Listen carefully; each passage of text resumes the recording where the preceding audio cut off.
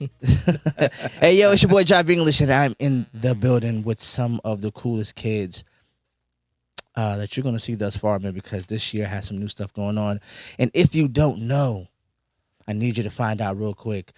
We are having one of our first of the year queued up interview sessions with some of the most amazing, dope people. Man, there's so much stuff that can be said about this guy, man. A local musician, artist, actor, so many dope things that are going on. I'm just happy to finally get him in the building because it has been so hard to get him in this building. Yeah, He came in for our podcast. He brought the whole cadre of his movie endeavor, and we're gonna talk about that later. But the guy in the building is Ramon Cole. How you doing, big guy, man? feeling good, man. Glad to be here, man. I'm happy to have you, man. It is dope. But this is something new that we haven't done at Queued Up interview sessions here at Clicked Studios. You have your wife here today. She is, yes. Yeah, she's on. Yeah. She's right there, man. That is beautiful right. to have. Yeah, man. Yeah, man. She said she wasn't gonna miss it. She said, "Nah, I ain't finna miss this, bro. I'm pulling up." I said, "Let's get it. Let's go." I love it. The support, man, because the support was evident. Even when I met you, as I met both of you guys independently, but at the same time, I had no idea. But the synergy is there. Yeah. The whole synergy of everything is there. But we're gonna get to that. We're gonna get to that. I promise you. Everybody out there, podcast land, we're gonna get there. I want to start from like the beginning with this guy. I'm not gonna assume anything. I'm not gonna assume anything because I Okay. don't. I'm gonna let you open the floor, brother. Where you from? How'd you get to where you at? Talk to me, man. Got you, man. Born and raised Savannah, Georgia native, man. I'm a Libra, October baby. My household as a kid just contained of nothing but it was the funniest things in the world, but the greatest things at the same time because I come from a big family, man. My grandparents had 5 kids and their 5 kids had kids. So, you know what I'm saying? We got us a big unit. And for the most part, we all stayed together. So just growing up in that house, man, it was laughter. It was music. It was dancing. It was talent shows. My grandma then would turn on music and she'd say, okay, everybody come in the living room and we will put on talent shows for our family, pretty much. I'm talking about everybody. Music, man, was the greatest attribute in that home, though, because shout out to my grandma, she was singing her whole life here locally and all around. They called her the golden voice back in the day. So, she really had she had a reputation pretty much for music. So obviously that talent got passed down to us and our generation, and man, it was on and popping after that, bro. My first time that I discovered that I could actually sing or just do anything musically, I had to have been about 6 years old. And I'll never forget because my grandma was teaching one of my older cousins, Stevie Wonder's, I just called to say I love you. That song, right? So That was a flex, and I feel like, how do you live with this guy? You know what I mean? she teaching him this song, right? So Jive, if you don't mind me, I'm gonna give the audience a little vocal harmony 101 Let's lesson. see what you got. So while she's teaching him the melody, which is what I just did, in my mind, standing in the hallway, I hear the note on top of that, which is I just called to say I love you. You know what I mean? Right. In my mind, I'm just like, okay, my mind is telling me to do that note, right? But I gotta wait until my grandma does the cue. So she was like, okay, we're gonna do it again. 1, 2, 3. I just called to say. So he kept doing it. So I waited until she did it like 2 more times, and then I just bust in with the harmony. And when I did it, you should have saw the look on her face. Like, it was almost like she discovered fire, bro. Like, whatever I did, but her reaction is what made me realize what I did was great. You get what I'm saying? Sure. So as a 6-year-old kid, I'm like, I want to continue to give people this reaction. Right. Whatever I just did, I want to keep doing it. You know Right. what I'm saying? So I learned at that moment that I could harmonize and sing, you know. So, man, after that, I started singing in church. Obviously, you know, we come from a very, very church heavy family. We was in church every Sunday. We had a very, very big church congregation. So, you know, we all just started. My grandma started putting us on programs. You know what I'm saying? So, at the time, it was just the singers of the family. This 2000, you know, 2001, 2000. So, you know, it was only me, my older cousin Rashad, and my cousin under me, which is a female. You know, shout out to Lala. You know, that's like my sister. It was us three. We was the main three singers in the family at that moment. You know, in the early 2000s. So, yeah, my grandma had us singing in church, man. One of the first songs I ever sang, Jive, was this was around the time the Mary Mary Thankful album came out. I don't know if you know about Mary Mary, but I think you're trying to let me tell y'all how old I am without telling y'all how old I am. I'm old enough to remember, Mary. Bruh, like every black Christian household had the Mary Mary Thankful CD. So yeah, when Thankful came out, man, you know, it was a real big CD. That was a CD with shackles on my feet so I can dance. All that was on it. But one of the greatest songs that we loved was I Just Can't Give Up Now. Okay. So my grandma was like, I want y'all to learn this song. And I was like, okay, you know. So she said, but the way I want y'all to do it, I want y'all to do it as a duet, just like Mary Mary. You know, so at 6 years old, you know, I'm learning structure in music. I'm learning how to pretty much attack or approach a song just at 6. You know what I mean? I'm understanding what a duet is. I'm understanding what singing with another person is or what it means. You know what I'm saying? So all of this just at a young age, man, and it's stuff I never forget. Stuck with me, still stuck with me, and is with me now to this day. You know. So you're a Savannah kid. Savannah, born and raised, Savannah, man. Look, Savannah is like a really little big city. Facts. Yep. So it's not like, you know, it was some easy path to get to where you are today. Nah. So you have to be a kid. You got to go to school. Yes. You know what I'm saying? You got to come through that environment. Man, how was it coming up in Savannah? Because I like to tell everybody this. I've been here for a very long time now. Yeah. And so I like to say I'm not a native, but I am a local. But you is a local. You know what I'm saying? So I'm around here. I'm seeing it, but I'm not native. So coming up here, my kids are native now. There you go. You know, they all from here. Yeah. So something about these Savannah women is something else. I don't know. That's that Geechee. Yeah, Geechee boy, blood something. So it'll do it. That now. is. I actually found out that my some of my mother's people were actually from Georgia. Okay. So even though we're from, on my mother's side, from Cleveland, we're actually historically from Georgia, which is crazy. It's a really small town in the middle of nowhere. Yeah. So guess I came home. But anyway, there you go. So no, but what the crazy part is you're a kid, so you're artistically, I'm about to say autistic. That was crazy. You're artistically gifted, but you're also artistically nurtured inside the house. Right. But you know, you're coming up in the 2000s. Oh yeah. And you're a kid, and there's you know, social media, multimedia, mass media is coming up.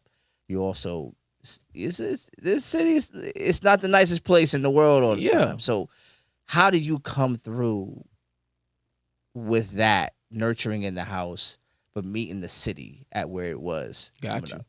So well, I do want to say that, you know, a lot of people grew up differently, even in the early 2000s.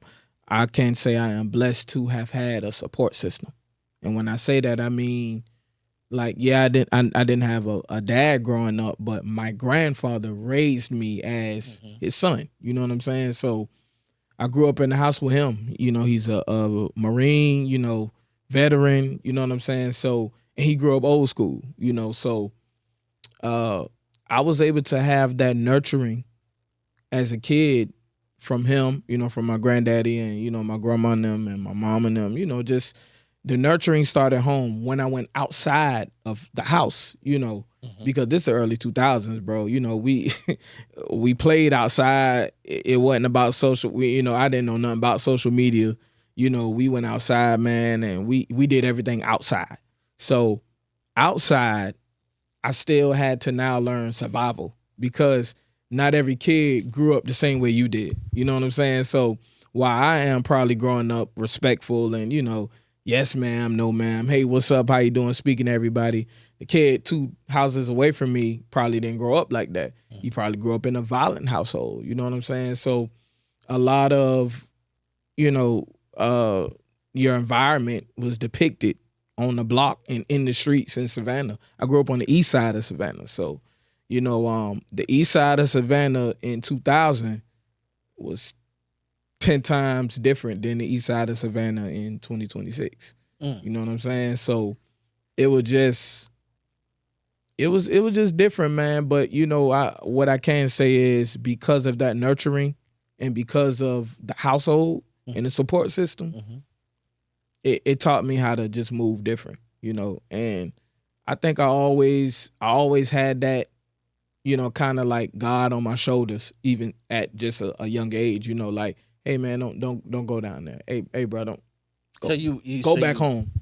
So you definitely did well. So I'm asking, you did well sort of avoiding some of the usual traps that a lot of the kids got into. Don't get it twisted though. I was still a kid. So, Okay. You know what I'm saying? We still, this the era we fought in, bro. If it was something that happened outside, man, and you had to get something off your chest, we threw hands. But the greatest thing about doing that back then was we a box and then go on the Nintendo 64 right after that.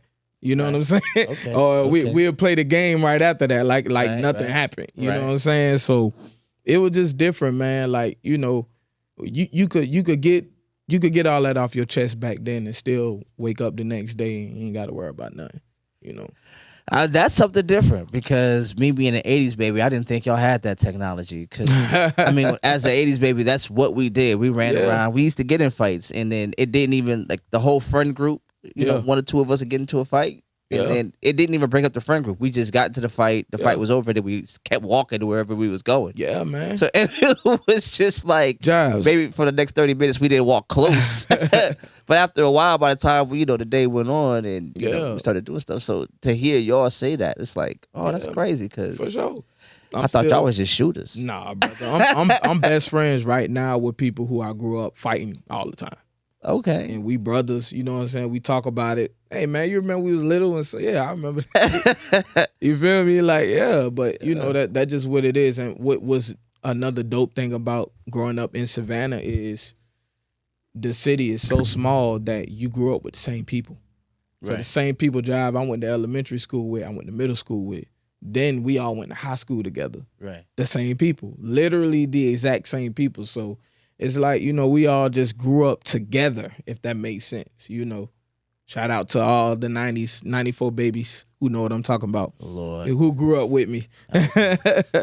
Still new. You know what I'm saying? Breath still smelling like similar. Hey, you feel me? No, so you're singing, you're coming up in a family that nurtures you. You're coming up in a family that not only nurtures you, but gets you excited about the project. You come up in church. Yeah. That's your secondary, to me, it sounds like a secondary, instrument to really start to find out who you are. Do you tell people at school that you sing? Or so I was going to get to that. Okay, let's go. I was going to get to that. Let's go. I'm going to make you feel old. I'm sorry. Okay? No, I feel old. I mean. So, I'm sorry, too. He tried your whole life, baby. I don't know why. The first time. It's been like this. The first time school discovered that I could sing. Okay, let's go. 9/11 happens. Okay. 9/11 happens. Okay, I'm gonna help you make me feel old. Go ahead. How old were you when this happened? Man, I was still 6 years old when 9/11 happened. Oh yeah, I'm gonna help you out. I'm gonna make this funnier. I wouldn't have been 7 years old until October of that. So let me tell you how funny that makes. I was in the Army. Crazy. When that happened. Crazy. So I had yeah. just joined the Army and Yeah. got out of basic and AIT, and then Yeah, that man. happened. That make us both feel like I was babies. 6, brother. I was 6. It's a day I never forget. You know, Mhm. that day just changed the world, man. And I kind of get on my kids. It's because their generation now make a mockery of it, you know, because For of sure. social media and stuff. But I'm like, being a kid back then and witnessing that firsthand, bro, for was sure. just life changing, you know. Yeah. So 9/11 happens. I'm in chorus at the time, and all of a sudden now we're learning, because this was back when the principal would get on the intercom, hey, good morning, how you doing? Okay, now stand up for the Pledge of Allegiance, right? Mhm. Now we're going to play the national anthem. So they used to play the national anthem over the intercom in the mornings when we was in school. So I joined chorus. Shout out to Miss Jenkins, my chorus teacher. I joined chorus, and she immediately pointed me out of everybody. She was like, "No, you staying at the class." She's like, "You staying at the class." I said, "Okay." She was like, she said, "I was listening to you." She said, and I hear something. She said, "You sing, don't you?" I said, "Yes, ma'am." She said, "I knew it." She said, "I want you to learn this song." I said, "What song?" She said, "I want you to learn the national anthem." I said, "Okay." So, you know, Jai, we ain't had no we had no CD player, like none of that. She gave me I'll never forget, she gave me the paper, and it was a cassette tape that she saw.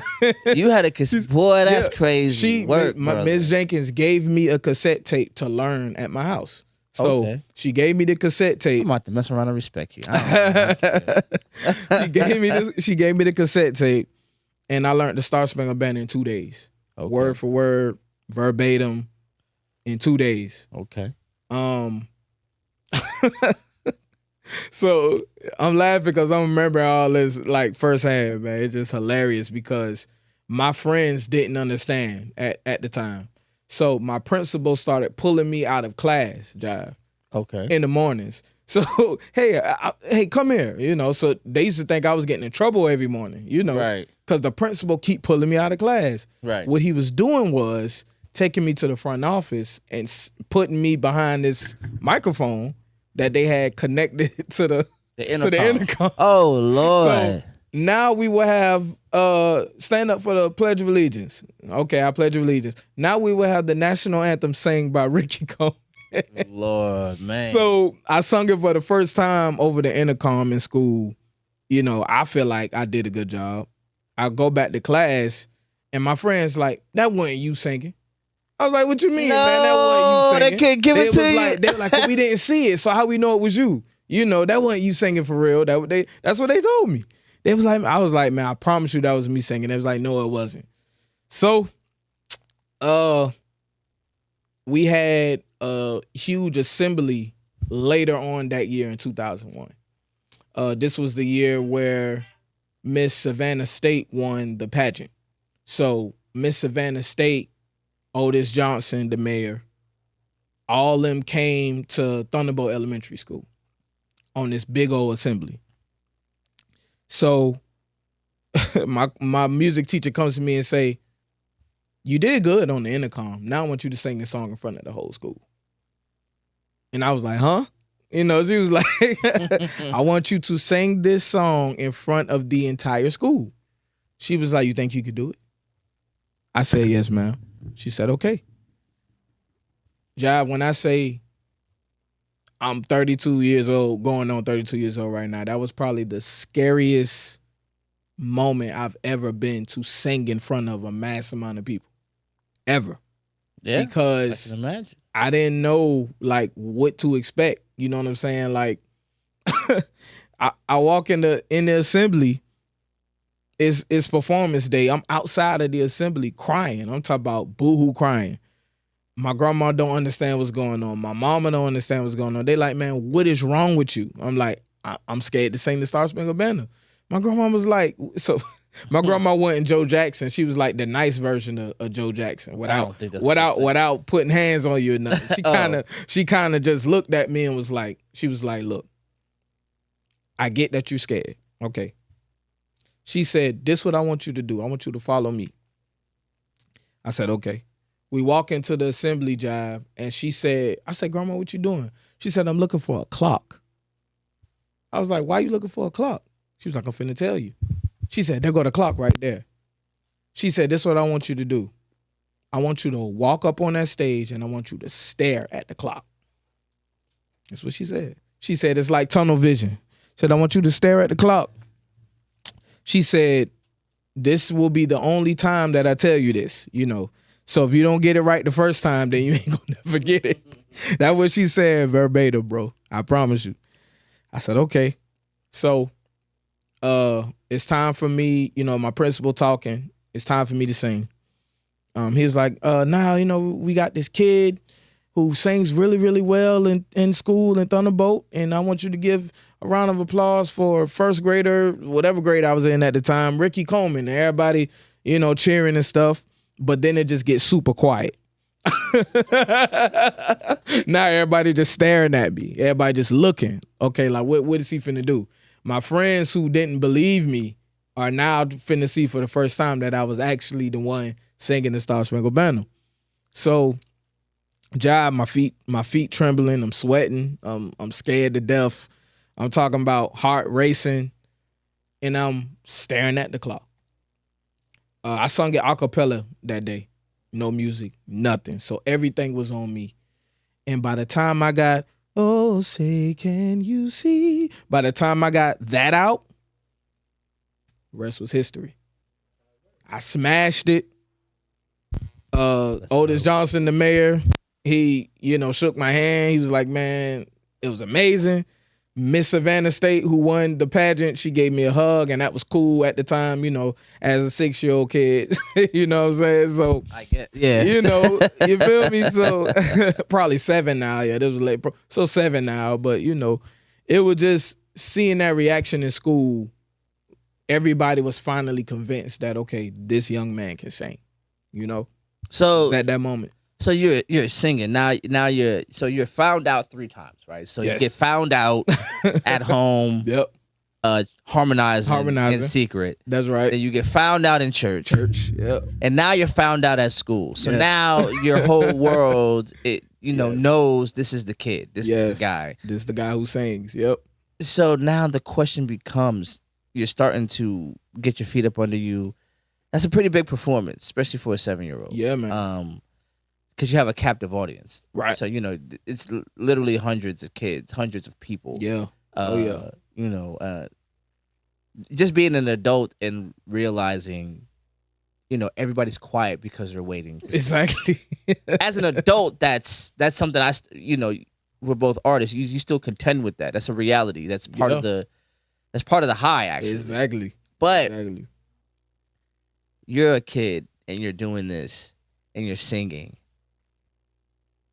And there's something that we all have to do when we become artists. Like, we all find the people's whose voices or whose words or whose lyrics or whatever resonate with us and help us try to find our own voice and our own lens. Yes. So now my question is, this 7-year-old kid is coming into his vocal self. Yeah. Who are you looking up to? Who is the 7-year-old, the 13-year-old? Who is this kid? Like, yo, you know what I mean? Like, cause you're a 90s kid coming up in the 2000s. I don't know, you like Jacquees. I don't know what you're listening to, because it can't be. You know what I'm saying? Or are you listening to? Are you digging Luther? Like, I'm wondering, because I'm like, I got you. Okay, go ahead. Let's go. Let's go. So we here. Okay, so I bring up my mama all the time, man. My mama, me and my mom is only 15 years apart. Okay. So my mama, me and her always had a brother-sister relationship. Mind you, my mother grew up in the 90s as well, so she was still listening to all this music jive in the house, even when I was born. Right. So if I wasn't listening to Kurt Franklin Stomp, I was listening to Joe, I Want to Know.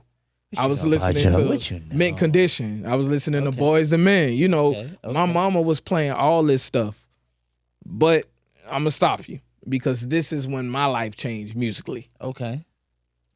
I stayed home from school. Okay. I forgot what happened.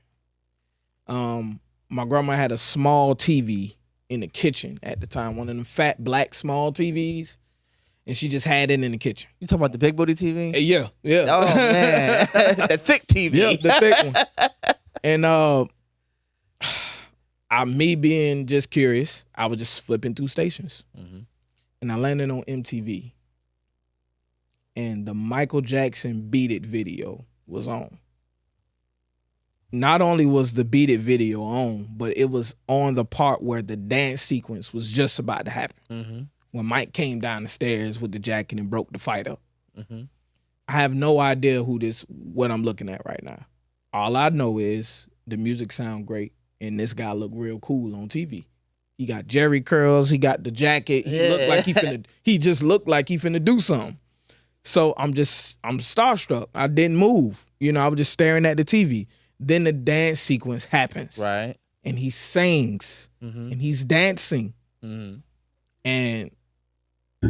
I was like, I'm just looking at my grandma come around the corner, and she was like, "What you know about Michael Jackson?"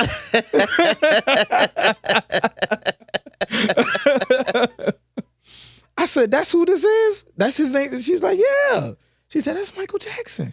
I was like, I want to be like him when I grow up. Yo. I want to be just like him when I grow up, man. It was at that moment where I became a Michael Jackson fanatic.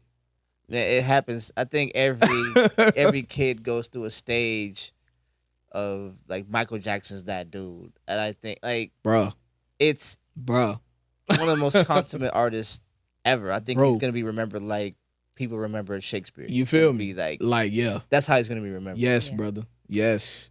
But the difference is we'll have video and audio recordings of him, not just his words. Right. Like, you're gonna see how the artistry world received him. Exactly. And it's exactly, bro. I remember as a kid, like he like went to like a KFC or some restaurant in a limousine, and people found out that he was gonna be there, and it was like pandemonium outside. Yeah. And all he did was stick a glove out the window, and you would have thought it was a concert. The roar from that glittery glove sticking out the window. Now here's my like sadistic self. Like, what if he was in the backseat of the limo, and like there's somebody else back there with him, and he's like, "Watch this. Put my glove on real quick." And then, so it's not even really right. You want to see what it feels like? Put on the glove. And they stick his head out the window. They go crazy. It's the power. You know what I mean? Like, because he had that kind of power. Yeah, he did. He did, that bro. glittery glove, you cannot say, you can't put on that glove and be called a heterosexual male. Listen. But he can put on that glove. and people start losing the ability to like breathe in and out. Yeah, you see people just pass out because they can't take in oxygen. Bro. No more.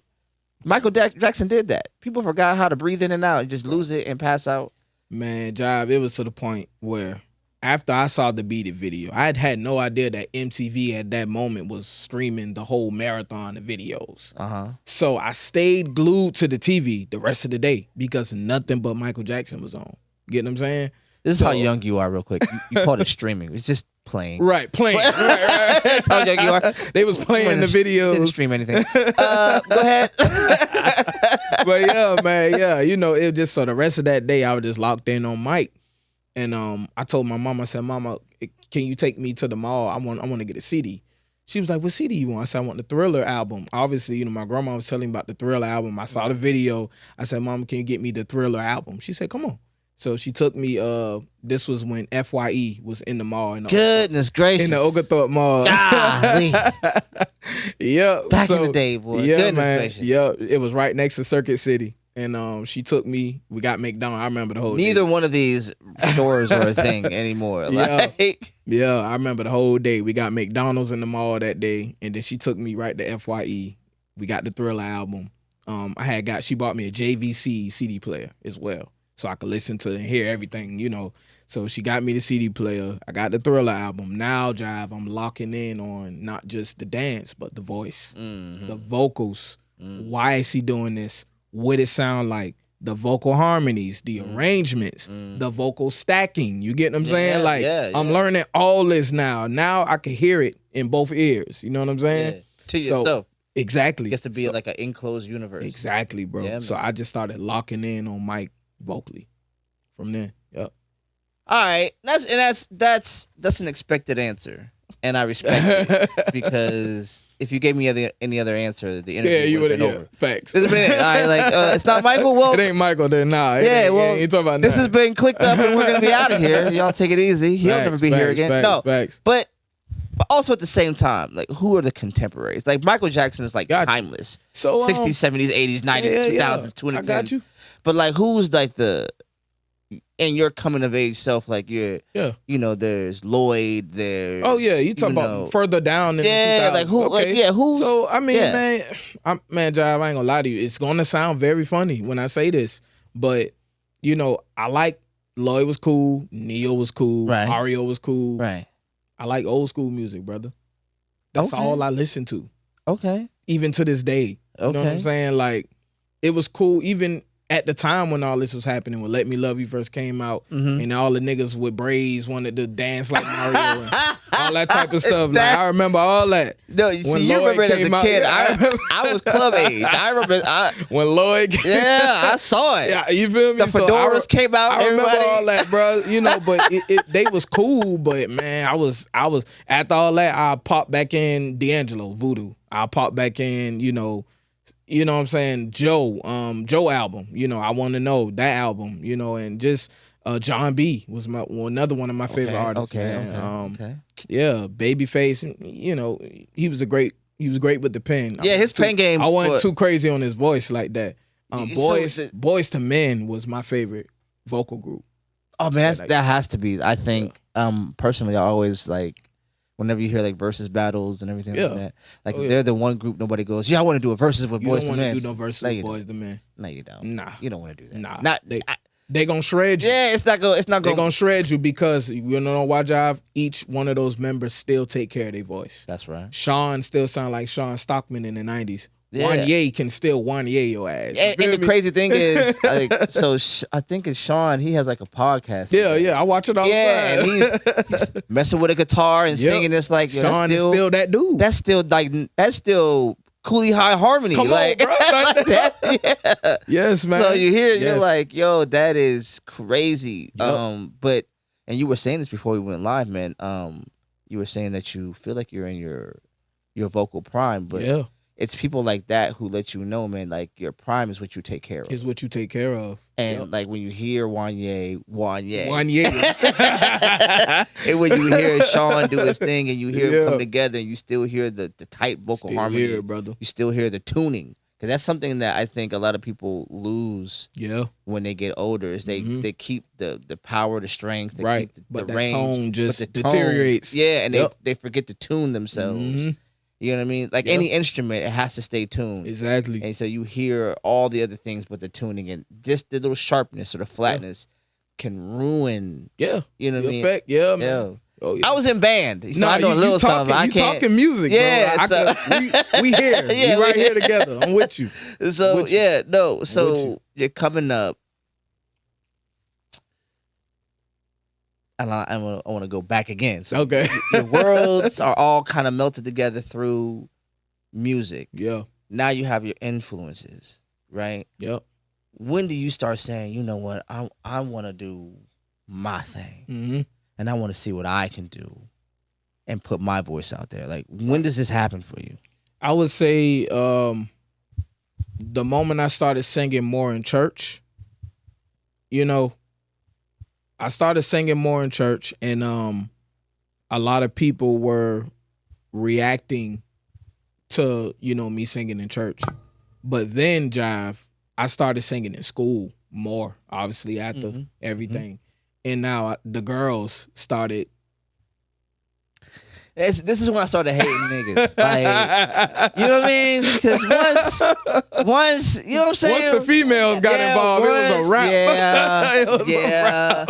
yeah. It was over with. I'm talking about. I then became that nigga. That's the singing nigga right there. Right. You don't want to. That's the nigga that sing, bro. Like. Yeah, I had to date deaf bitches in high school. I couldn't. Anybody that could hear. And you know what was always dope about it, Jive? I always talk about it. I laugh about it now, but everybody in school wanted to be something. You had the class clown. Everybody. I'm talking about fellas. The fellas always wanted to impress the girls some type of way. Right. So you had the class clown nigga. You had the nigga who played sports. The basketball nigga, those guys, you had, but you rarely had the singers, especially when I was growing up. Like, I'm not gonna lie to you, I was the only male singer in Thunderbolt, period, in elementary school. When I got to Myers Middle School, still nobody was singing like that. It wasn't until later on where, I met another singer in Myers Middle School who's now my brother-in-law, pretty much. That's crazy. Yeah, you know what I'm saying? But back then, bro, everybody wasn't really singing, so singing was rare. Everybody wanted to be rappers. This is the early 2000s. You got Weezy, you got Cash Money, you got Mac, No Limit, you got all this going on. So, people wanted to be rappers. Nobody really was on the singing radar. So when I was singing, I was the only one doing it at the time. So everybody was like, damn, it's different. You know what I'm saying? It's different. So yeah, man. I say once I started really, really singing more, the more I started singing, the more I started thinking about the approach. How, if I do this, how am I going to do it? My grandma used to say, I want you to make the song yours. Right. This is when I started mastering who I am. So how do you choose a genre, right? Because you can pitch, you can tone, you can do all the things you're supposed to do, but yeah. There's soul music, there's R&B, there's neo soul, everything. When do you pick a style? When do you say, all right, this is the lane I want to get? Just like any other art, there's in painting, there's hyperrealism, there's abstract, there's cartoons, there's anime. Right. There's different lanes, and they're all just as viable. They're all just as important. Exactly. But how do you choose a lane and go, all right, this is where my area of expertise is going to be in this style? Well, I want to be honest with you. This is an open space on Cliqu'd. So, a lot of my childhood singing days was forced upon gospel. Even growing up as a kid, singing gospel, like you could tell that this was the genre that my grandma wanted me to do. My grandparents, obviously, the most of the older people who was in the church, they wanted me to continue to sing, gospel music. So I feel like, and I was just telling my wife this, I'm like, man, I feel like because of that, because I love gospel music, but Jive, I love music in general. You know what I'm saying? So I couldn't just put myself in that bubble of just singing gospel music, because as I started getting older and singing in more churches and started getting older and meeting more people, the messages don't hit everybody. You get what I'm saying? Certain people can understand Take Me to the King, but then again, some people can't. But that person can probably understand Heal the World. That person can probably understand We Are the World, Man in the Mirror. I know I'm giving mic references, but still, if you get what I'm saying. I see what you did. It's not, I see what you did. And I had to, it's in the same universe, but it's just not talking about, yea, thou, though. You know what I'm saying? So I just started, man, just self-discovering like what I really, really wanted to do. But everything started from the root, which was still gospel music. So do you feel like you have a style? Do you feel like you have a genre? Or do you feel like you're just... I just feel like it's like a gumbo pot of just everything mixed together, because if you listen to my music or if you just listen to how I sing, it still sound like church. It still sound like gospel. You know what I'm saying? So you like... They would say the same thing about Ray Charles. because how he mashed, Al Green soul too. and Al Al Green. Yeah, for sure, Yep, Al for Green. sure, Al Green. Yeah, Yep. so those people, you could tell their Yeah. church roots. Oh yeah. In Yeah. their intonation and the just the Man, power and jive. Not just Casey and JoJo, Jodeci, church. Fantasia, church. Jasmine yes. Sullivan, church. Ari Lennox, church. Cisco, Like Kelly Cisco, Price, church. You know what I'm saying? Like, you know where they come from. You know, because you. I feel like I hear could talk music with this guy. I You like can. this guy right here. I like him. You, I like you got him. the right guy on your mic tonight. So yeah, no. So you're discovering your sound. You're a kid coming up in the early 2000s. Yeah, man. And there definitely is the Marios. Now, mind you, like, first of all, I think Mario is one of my favorite Mario, early coldest singers ever, brother. to date. Like, he still Man, has crazy. it. Yeah. So I think Fact. Mario was one of those singers, unfortunately, that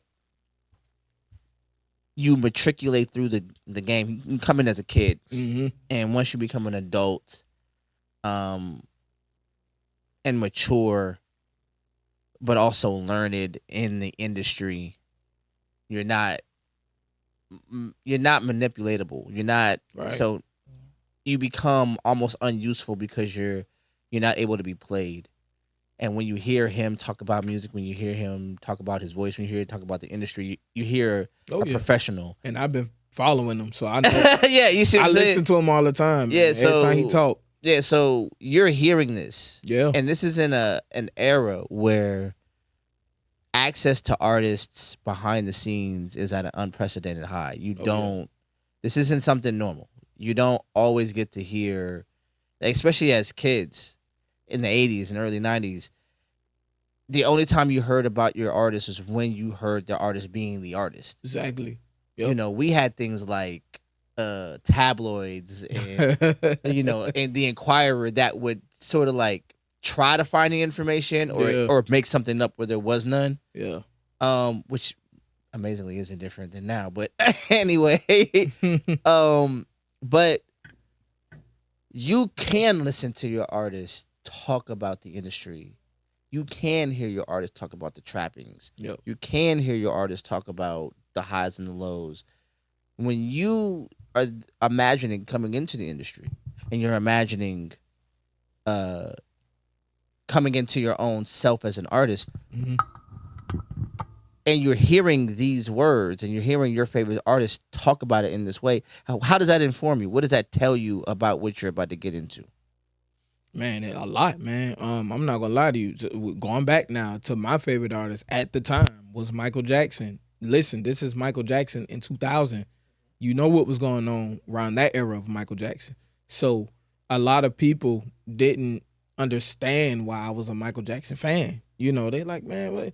At this point, Michael Jackson is considered a weirdo, in 2000, 2001, 2002.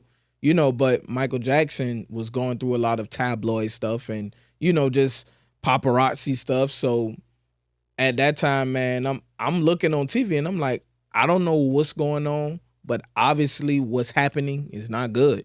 So, if I'm going to approach music or if I'm going to take this lifestyle, I got to know like how to move and, what's going to happen, what's to come with it. Not even knowing that years later, technology advances on us and everything changes just right before our eyes. But you found it.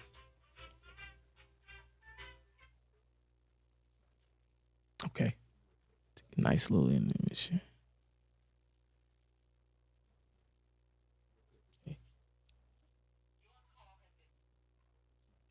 No, you good, man. They came out of you.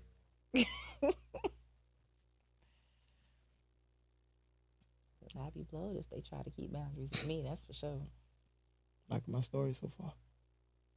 Yeah. Good. I'm not rushing nobody. I'm enjoying every moment of it. I get to hear the stories constantly, so I enjoy it every time I hear it. It's great for you, a good storyteller, because you could have sucked. Just tell it like it is, man. Everything I remember. Just keep it interesting. Mm-hmm. There you go. Hello? Yeah. Okay. Okay. What you need? Not yet. Did you get my message? Did you get my message?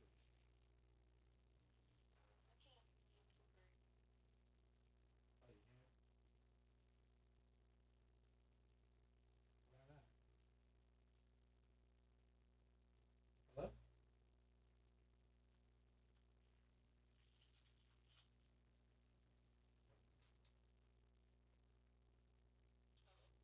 Yeah, hold on.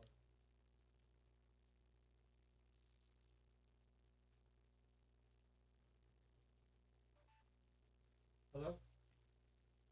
What's going on? Why? You what?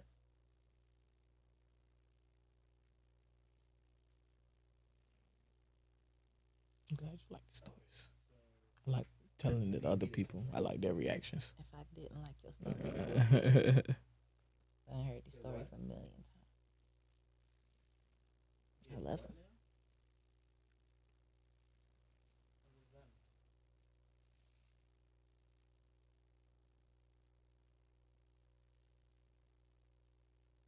And you're gonna, hey, say that one more time. Say that sentence one more time. You want me to do what now? Step one. Where are you now?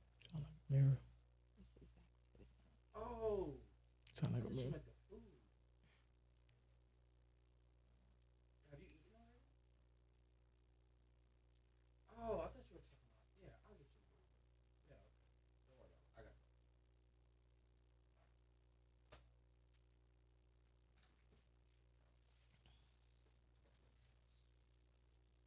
If it was a mirror, it would be the food.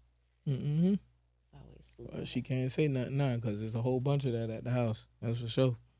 I do gotta go grocery shopping. Yeah, you do. It's time. But yeah, I told Jive I was here to talk to him. You know, you love to have conversations. Get into the Especially about backstory. music, man, and the backstory. You know, people just don't know. You know. And you know, I'm I a don't stick. I love backstory. know. That's my thing. Yep. I love a good backstory. Over here having a wardrobe malfunction. Had you checked?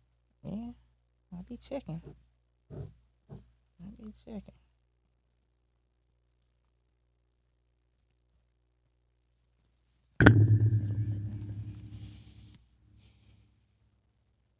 No, I couldn't leave out the Michael Jackson. No way. Who leaves out Michael Jackson? That's what I'm trying to figure out.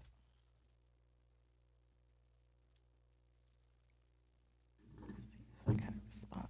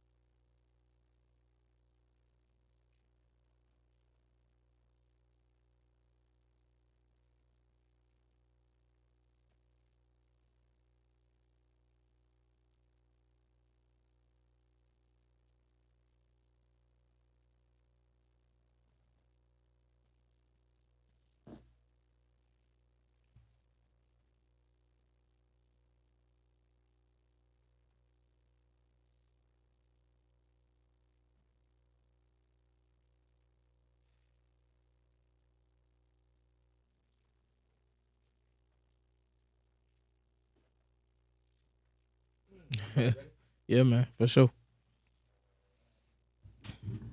Handle your business. And we are back. We back. We All right. back. You're gonna edit this out. So Yeah, this is a we big little good, part. we good. So you are this ageless, timeless dope. No, I was just playing with you. No, you're coming into yourself, and you're coming Yeah. into your sound, and you're coming into the early 2000s. But you're a teenager, I would imagine, like, in Yeah. the mid, the tens, Yeah. Of course. Yeah. and this is when you are starting to become that nigga, right? Like, so you're that singing nigga, The singing Yeah, nigga. but you're in a time where everybody wants to be a rapper. Mhm. Even the singers wanted to be rappers. Like, Exactly. it sounded like that. You know what I mean? Like the Yeah. blend was so like Yeah. ubiquitous. It was kind of hard to tell what cats were doing. Right. But here you are staying to a very structured understanding of what Mhm. singing is, Right. and doing your thing. How do you see the art scene now as far as singers? And do you think maybe they're a little too on the nose, a little bit too hip hop heavy? Do you like where it's going? Do you dislike it? Like, where do you find yourself, drawing finding your community and what it is right now? R&B or just music as a whole? Just R&B, R&B. or wherever you find yourself musically. Yeah, Oh, okay. wherever that is.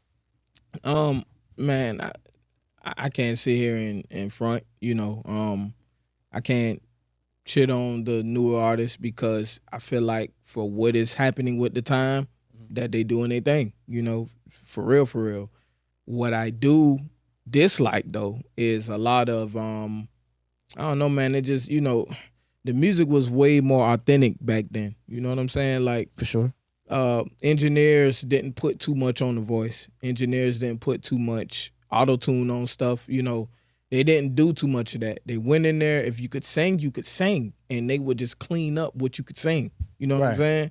It wasn't studio gimmicks. In this generation now, a lot of people use a lot of studio gimmicks.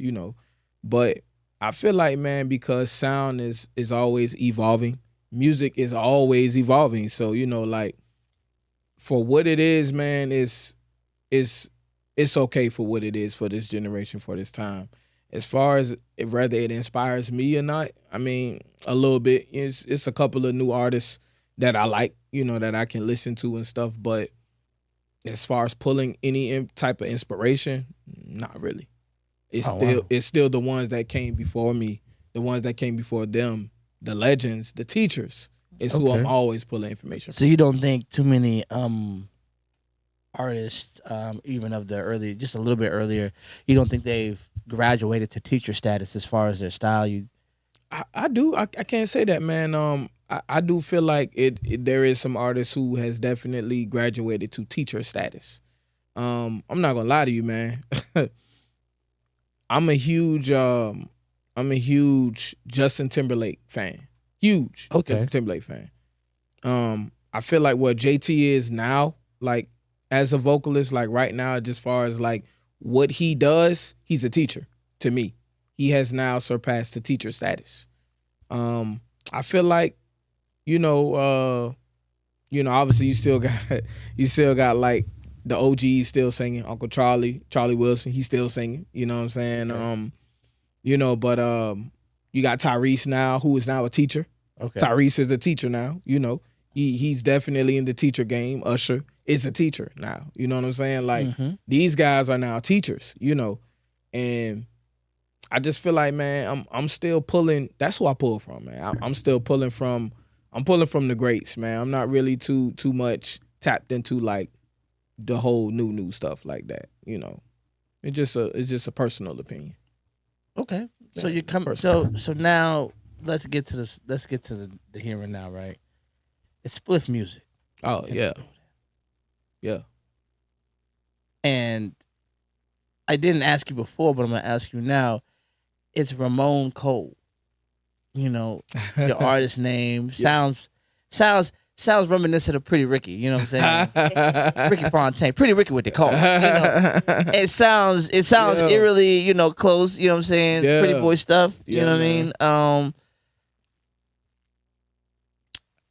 How did that journey affect, grow? how is it? Because it's a current thing. Oh yeah. How is spliff music? And let's talk about your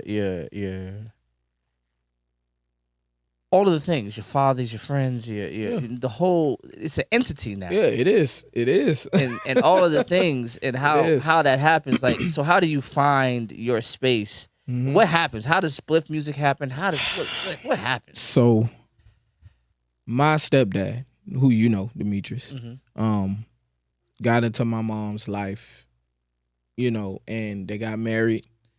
When Pops first met me, my mom already told him what I was doing musically.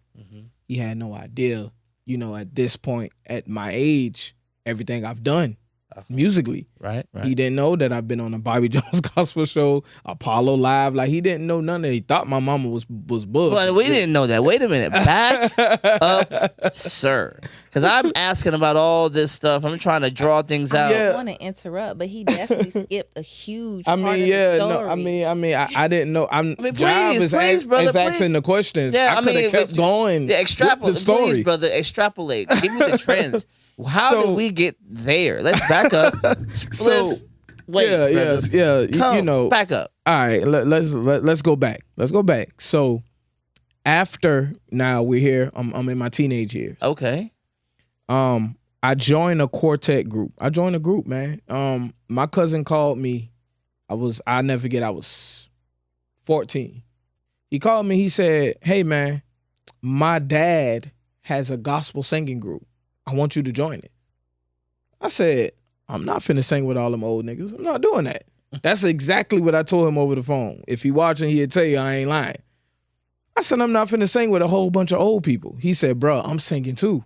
My cousin a couple years older than me, you know what I'm saying? So I was like, okay, I'll join then, you know. So, Jive, at this point, I'm getting introduced to gospel quartet music because this is a quartet group that they have. It's called the New Men of Faith. So I joined this gospel group.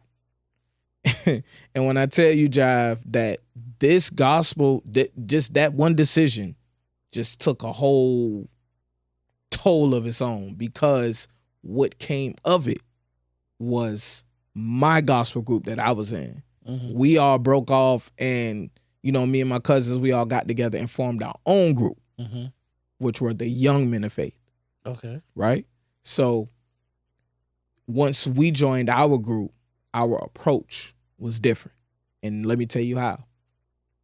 Because of the influence that I had on Boys to Men, Take Six, New Edition, you know, all this type of stuff.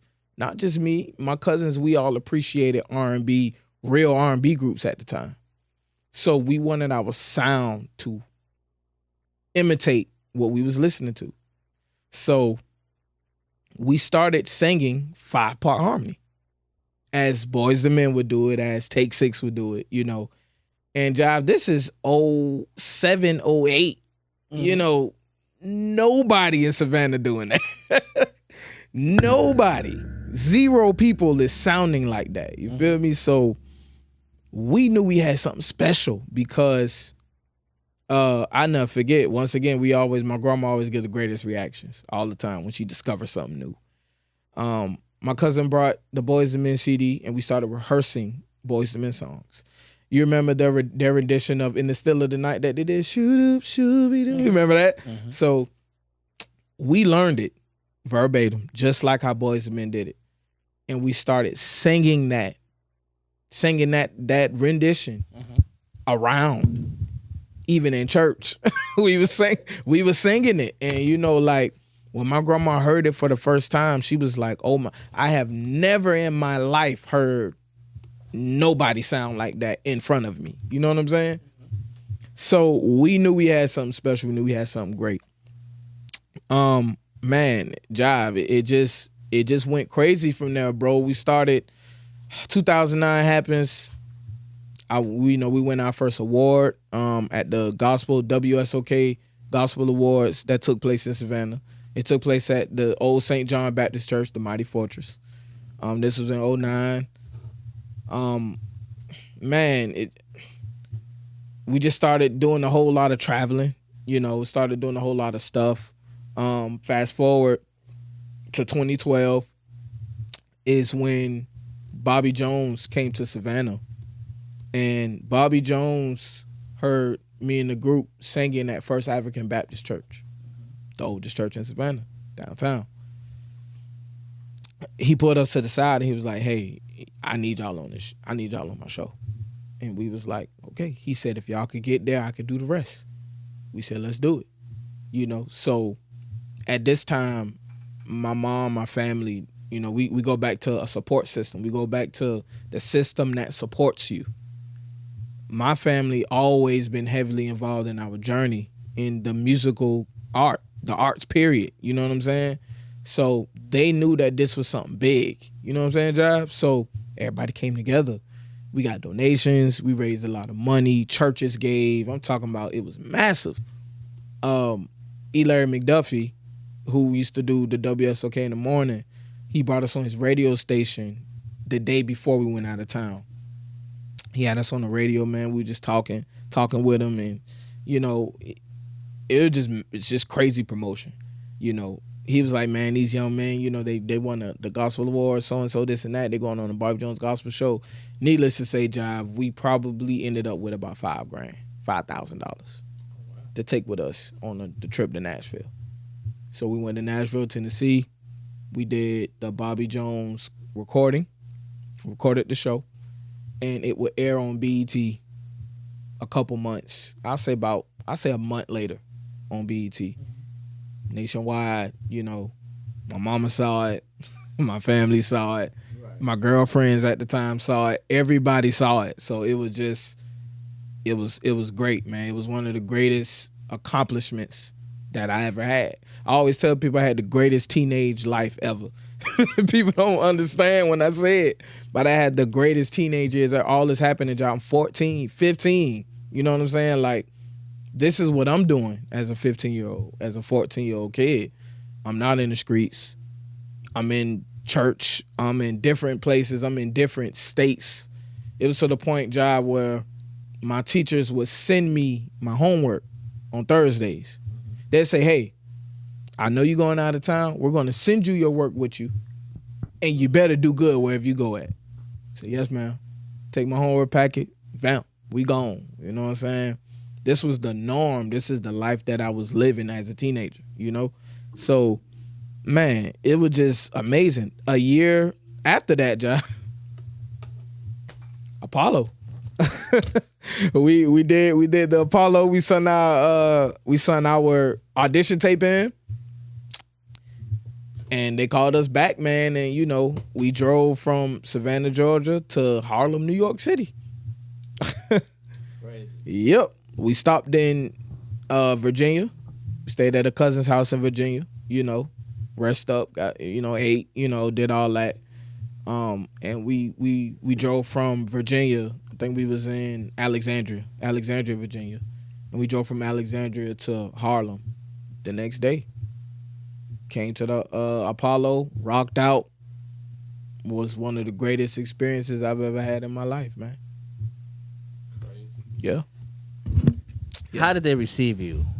At the Apollo? At the Apollo. Oh, man, they loved us, bro. They loved us, man. We came with the style. We talk about vocal style, acapella. We didn't use no music. We did it straight acapella and blew everybody away. They loved it. They appreciated it. They like, man, oh my God, it was great publicity. It was great promotion for the group. It was just great, But you know how groups go, Jai. You already know. Every time when it's good, it comes with bad stuff too. It comes with the bad times too and stuff like that. So, but man, at the time I was in the group, it was some of the greatest times of my life, bro. And my confidence level was through the roof at this point, because to me, I always felt like I could sing. I always felt like I could, hey man, get behind a microphone and sing. But I'm now becoming a performer. Church taught me that. See what I'm saying? It all goes back to church. It all goes back to the roots. Gospel, Gospel taught me that. Gospel taught me how to not stand still on the stage. Gospel taught me how to walk in the crowd. Gospel taught me how to go back and forth and talk to people. And this is what gospel music taught me. You know what I'm saying? So I utilize the group. I utilize everything that I learned years later. Now that we done covered the young men in faith and stuff like that. Years later now, my pops, talked to my mom, hey, my son is heavy in music. This is what he does. This is what he do. And, my pops was like, man, well, I did music too, this and that. And I was like, okay, me judging from the first sight, I didn't believe him. I was like, well, what type of music did you do? And we was talking. We spent that whole night when I first met him talking about music. So at that moment, I knew he had a passion for it. See what I'm saying? Right. You can kind of filter people out who have a passion for music and who don't. For sure. Feel me? So, so now we're here. We here at Spliff. We here now. So how does that thing happen? How does Ramon Cole get birthed? What's going on? So, man, I was going through what I call a transitional musical phase at this point. I felt like I've sung enough gospel music, and I wanted to take my first jab at R&B, an actual real R&B like track just for me. Me and my cousins, we did one. We had a little R&B single that came on the radio and stuff. It was cool, but I'm older now, man. I'm mature at this point. Jive, I'm a young man talking to a lot of older women. I'm around older people. So, it's, I wanted something that was going to be, mature enough. You know what I'm saying? And, my name is Ricky Coleman, so I always went by Ricky C for short, So, but I felt like Ricky C, this was before I discovered the Hispanic artist Ricky C. But, I always felt like Ricky C was the past. It was like the adolescent years, the young years, the teenager. You know what I'm saying? So if I wanted to approach R&B again, it had to be under a new identity and a new approach. Feel me? So Pop's like, hey, man, we finna start this Spliff music thing. I'm like, we is? He said, yeah. I said, okay. I said, well, I'm with you. He said, you sure? I said, I promise you. I said, you got to promise me one thing, though. He said, what's that? I said, we not here to impress Savannah. He was like, 10-4. I said, we're not here to impress. No, we want our audience to be abroad. We want our audience to be outside of the city. Let's bring it back home. You know what I'm saying? Let's bring the love and let's bring everything back home. But we're not trying to impress home with Spliff Music Entertainment. That was the motto. You know what I'm saying? Follow your dreams and, reach different people. So, me and my wife sitting down, we go on YouTube and we discover a Hispanic singer by the name of Ricky C. Yeah. And when I say that this man is fire, he fire. Amazing. I'm talking about crazy singer. He got the look, the image, like the man is dope, bro. So we gotta find a new she name said, look, man, we need another name. She said, we need another name for you. I was like, I mean, what we gonna do? So she had a whole list of names, different names on the list. And we were just going through the names, seeing like what match my energy, what match who I am, my personality. That's when it dawned on her. She said, wait a minute. She was like, your middle name is Ramon. Your last name is Coleman. Ramon Coleman was one of the names on the list. She was like, how about Ramon Cole? I was like, that got a ring to it. That sound more mature. That sound more, hey, man, Ramon Cole is finna sing, hey, Ramon Cole to the stage, It sounds soulful. It sounds musical. You know what I mean? So when she said Ramon Cole, I was like, nah, I'm going with Ramon Cole. I like Ramon Cole. And it's still my name. You know what I'm saying? Just my middle name and my last name. Okay, I dig it. Because this lady has had a very big impact on you, not only, musically and all that other cool stuff like that there. Mhm.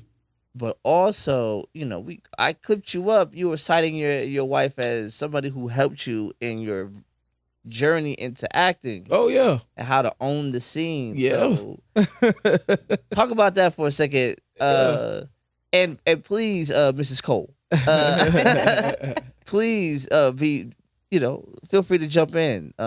He tells us that there were some scenes where you were like, no, I need this to be believable. Like, Yeah. what did you Man, see? I'm gonna let you talk to him. Being married to this confident person, he's always been the star. He's always been the center of attention. I always tried to make sure that I took the back seat to that. I didn't want to step on any toes. I didn't want to seem like I was intruding in his stardom.